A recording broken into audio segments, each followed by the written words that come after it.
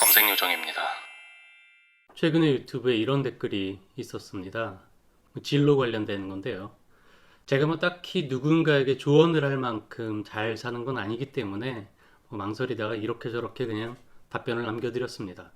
이분 외에도 몇 번 방문해 주시면서 댓글을 남겨주셨던 검색 광고 쪽에 취업을 준비하는 학생분도 계셨고요. 이 영상을 보시는 분들 중에 극히 일부만 이쪽에 취업을 생각하는 분이시겠지만 그래도 이쪽 업계 현황을 알려드리고 싶어서 영상을 찍게 됐습니다.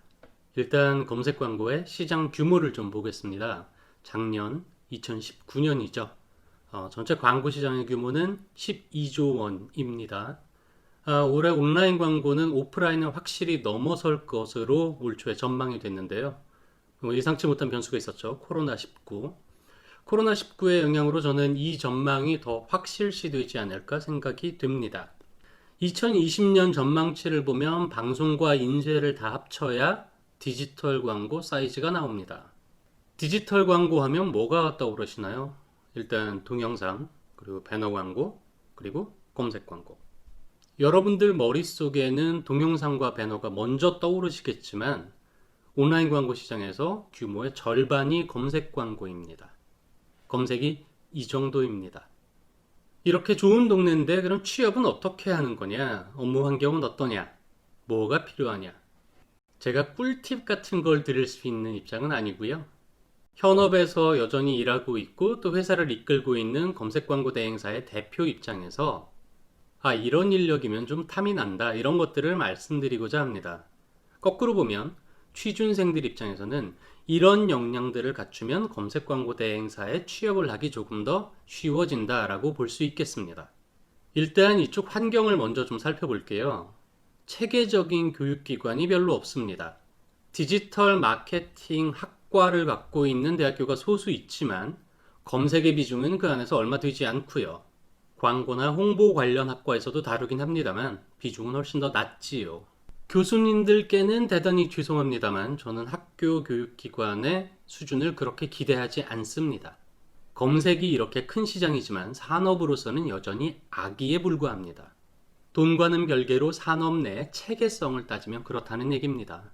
교수님들 중에 몇 분이나 현장 경험이 있으실까요? 당연히 관련 전공도 아니겠지요. 교수님들이 공부하시던 시절에는 관련 전공이 없었으니까요. 아마도 경영학 혹은 신문방송학을 전공하시는 분들이 상당수일 겁니다. 마케팅 전공자가 이쪽 바닥으로 들어온 지가 얼마 되지 않습니다. 제가 우리나라의 소위 명문대학교의 관련 커리큘럼을 받아본 적이 있는데요. 디지털 마케팅 전반에 대해서 수준도 수준이고요. 굉장히 오래전의 정보라는 인상을 받았습니다. 최근에 디지털 마케팅을 경험한 사람이라면 절대로 쓰지 않을 법한 오래된 용어들이 잔뜩 있었고요. 교수님들 자체가 10여 년 전의 정보를 가지고 심지어 그걸 경험이 아닌 학습을 통해서 가르치는데 과연 얼마나 전문성이 있을까? 그렇게 생각합니다. 회사들도 크게 다르지는 않습니다. 마케팅 전문가보다는 계정 운영 전문가 정도의 취급을 받는 것이 업계의 현실이고요. 대행사들도 그냥 그 정도에 만족을 하면서 살고 있습니다. 돈은 되니까요. 일정 레벨까지는 전문성이 크게 필요 없다 보니 그냥 대충 괜찮은 애들을 뽑아서 일을 시키다가 이 아이들이 만족하지 못해서 나가면 또 대충 괜찮은 애들을 뽑아서 일을 시키면 되는 그런 구조입니다. 절반은 일의 특성이 그래서고요. 나머지 절반은 그 이상을 기대하지도 욕심내지도 요구하지도 않아서입니다. 회사 내 교육 시스템이 뛰어나지도 않습니다. 아까 말씀드렸듯이 이제 막 걸음마 단계를 걷고 있습니다. 그럼 지금 시니어 레벨들이 이 업계에 들어올 때는 어땠을까요? 냉정하게 말해보겠습니다. 전부는 아니지만 일단 대체적으로 봤을 때 전통적인 광고에 못 가는 애들이 온라인으로 갔었고요. 온라인에서도 캠페인이나 미디어를 못 가는 인력들이 검색으로 갔습니다. 예전엔 그랬습니다.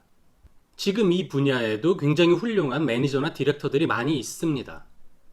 일부는 우리가 흔히 얘기하는 좋은 스펙을 갖고 처음부터 이쪽 업계에 들어오신 분들이지만 상당수는 일을 하면서 스스로 본인을 성장시킨 거지 회사들이 어떤 시스템을 갖고 체계적으로 키우지는 않습니다. 많이 좋아졌다고 해도 넓은 마케팅의 범위에서 보면 여전히 기반이 약합니다. 돈을 많이 주나요? 그것도 아닙니다.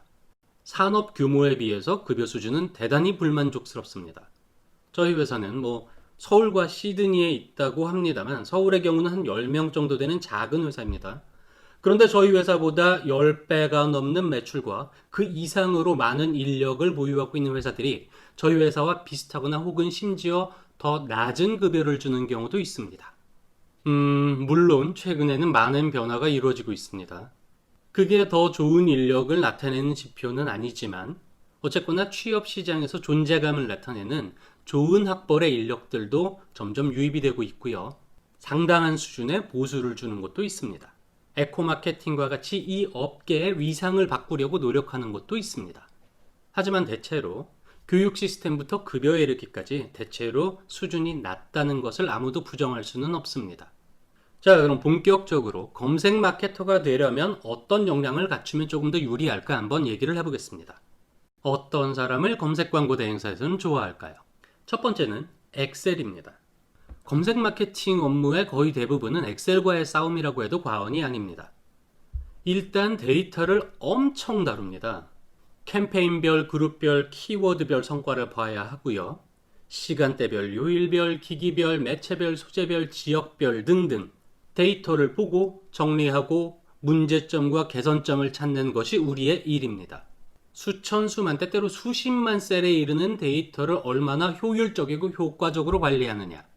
대단히 중요합니다. 매체에서 다운받은 로 데이터를 2차, 3차로 가공하는 일도 다반사입니다. 보지 못하는 데이터는 가치가 없습니다. 데이터는 반드시 해석될 수 있는 레벨로 정리가 되어야만 그 생명력을 갖습니다. 그렇다고 해서 엄청난 고급 함수와 기능이 필요한 것은 아닙니다. 물론 고급 함수를 알면 좋겠죠. 파일의 용량을 줄일 수도 있고요. 더 편하게 데이터를 다룰 수 있습니다. 매크로도 할 줄 안다면 업무 효율성이 더 높아지겠죠.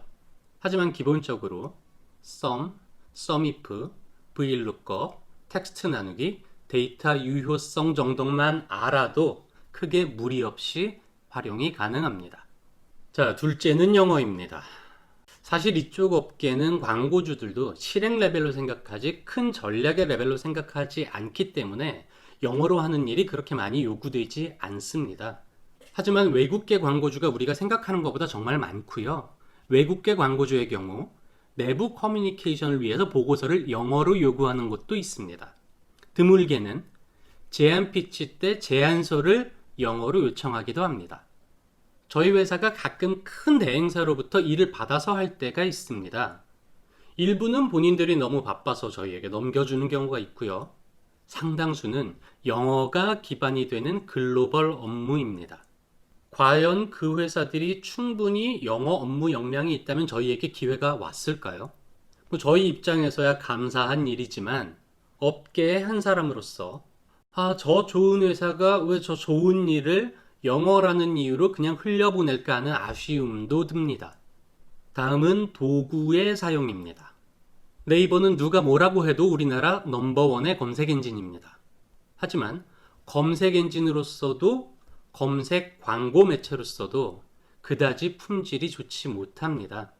솔직하게 말씀드리면 한 나라의 넘버원이라고 부르기에는 터무니없을 정도로 낮은 퀄리티를 갖고 있습니다. 우리가 광고를 하면 그 성과를 측정합니다. 어디 한번 볼까요? 버튼 클릭이 될 수도 있고요. 특정 페이지에 방문이 될 수도 있습니다. 동영상 플레이, 파일 다운로드, 회원 가입, 즐겨찾기, 무엇보다 가장 중요한 구매 등등등 굉장히 많습니다. 그리고 여러 가지 질적 지표도 봐야 합니다. 체류 시간, 방문당 페이지 뷰, 그리고 이탈률 이런 것들도 일상은 아니지만 한 번쯤은 봐줘야 하는 것들입니다. 네이버가 제공하는 검색 광고 도구로 측정할 수 있는 지표는 매우 제한됩니다. 분석을 위한 보고서 역시 자유도가 떨어지고요. 그럼 어떻게 해야 하냐? 서드파티 도구를 써야 합니다. 에이스 카운터, 구글 어널리틱스 혹은 어도비 어널리틱스 같은 것들입니다. 사실 에이스 카운터 외의 도구들은 국내에서 활용도가 많이 떨어집니다.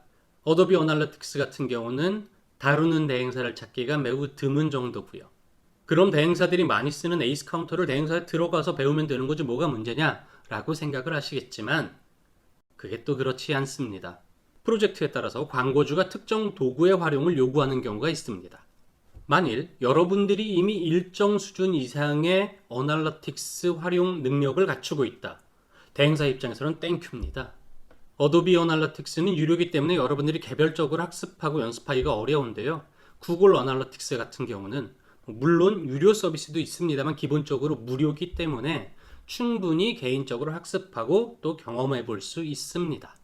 티스토리나 워드프레스 아니면 구글의 블로그 스팟 같은 블로그를 만들어서 어널러틱스를 직접 연습해 보세요. 단 네이버 블로그는 안 됩니다. 이쪽 일에도 자격증이라는 게 있습니다. 그 자격증이 없다고 일을 못하는 건 아니지만 네이버 계정상에서 공식적인 마케터로 등록이 되기 위해서는 검색 광고 마케터 1급이라는 자격증이 필요합니다. 대부분 일단 검색 광고 대행사에 들어가서 자격증을 취득하게 되는데요. 여러분들 이력서에 나는 검색 광고 마케터 1급을 이미 취득했습니다 라고 써있다. 이 이력서는 무조건 한쪽으로 빼놓습니다. 그렇게 어려운 시험은 아니니까요. 이쪽 분야에 관심 있는 분들은 미리미리 준비하시는 게 좋습니다. 마지막으로는 당연하지만 마케팅 지식입니다. 예전에 제가 직장 다닐 때 옆 팀에서 이런 일이 있었습니다. 직원들이 광고주 미팅을 하고 오더니 야, 걔들은 지들만 아는 용어를 그렇게 쓰냐 하면서 불만을 공유하는 겁니다. 제가 옆에 가서 쓱 들어보다가 한두 문장을 듣고 바로 이렇게 물어봤습니다. 야, 그거 크로스셀링, 업셀링 얘기하는 거 아니야? 그러니까 직원들이 깜짝 놀라면서 어떻게 하세요? 그쪽 프로젝트 한 번도 안 해보셨잖아요. 라는 겁니다. 크로스셀링, 업셀링은 축구로 따지자면 442, 433 같은 레벨입니다. 이걸 모른 채로 코치나 감독이 될 수는 없겠죠. 선수도 못합니다. 이런 것들조차 모르는 게 현실입니다. 대행사에서만 성장한 사람들이 종종 클라이언트와의 커뮤니케이션에 어려움을 겪습니다. 그 사람들은 지식도, 시각도, 언어도 모두 검색 광고 회사에 특화돼서 성장을 했습니다. 하지만 광고주는 아니죠. 광고주는 이쪽 업계에 시선도 지식도 없고 용어도 모릅니다. 광고주 입장에서는 전략을 짜오라고 하는데 맨날 실행 계획만 들고 오는 겁니다, 대행사가.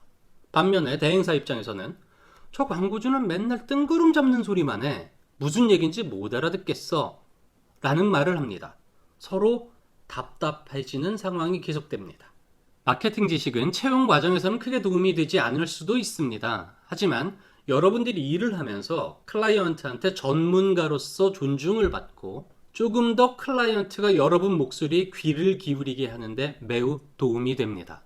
부가적으로는 검색 광고의 사촌인 SEO를 공부하시는 것도 권장드립니다. 아직까지는 검색 광고 대행사들이 이쪽 영역에 발을 들여놓지 않고 있는데요. 시간 문제라고 봅니다. 같은 검색이라는 행위를 대상으로 하고 있고요. 하나의 검색 결과 화면에서 상호 보완적인 역할을 하기 때문에 조만간 검색 광고 회사들에서 이쪽 영역의 인재들도 필요할 것이라고 생각을 합니다. 이렇게 미천한 근근히 밥을 벌어먹고 사는 대행사의 대표이자 또 실무를 하는 사람 입장에서 나는 이런 사람이 지원하면 당장 뽑고 싶다 라는 것들을 몇 가지 얘기해 봤습니다. 엑셀과 검색 마케터 1급은 무조건 먹히는 거고요. 서드파티 도구와 영어는 있으면 좋다. 마케팅 지식과 SEO는 있어서 나쁠 건 없다. 이 정도로 정리를 하겠습니다. 빨리 좋은 후배님들이 이쪽으로 들어와서 선배들이 다 해내지 못한 이쪽 업계에 대한 존중도 완성을 하고요. 저도 이 지긋지긋한 실무의 늪에서 벗어나는 날이 어서 오기를 바라겠습니다. 오늘도 감사합니다.